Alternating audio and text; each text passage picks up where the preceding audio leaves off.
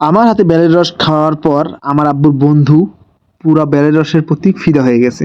তো সে আমাকে বলছিল কিভাবে কি বানাও একটু জানাও তো। তার কথায় আবারও বেলের রসের রেসিপিটা দিয়ে দিলাম।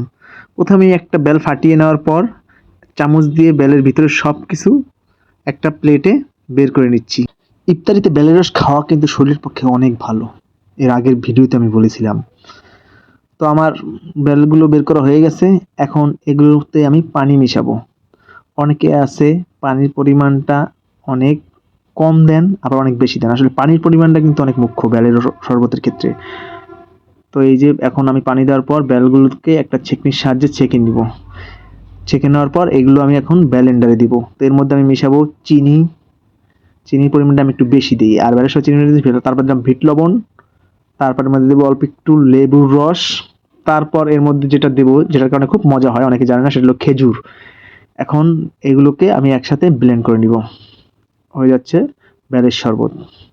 তো প্রায় আমার বেলের শরবত হয়ে গেছে। এখন আমি এটাকে একটা বোতলে ভরে নিব। আর এই বোতলটা আমি ফ্রিজে রাখবো, কারণ ফ্রিজে রাখার পর বেলের শরবতটা খাইলে ইফতারের সময় খুব ভালো লাগে। এই হয়ে গেল আমার বেলের শরবত।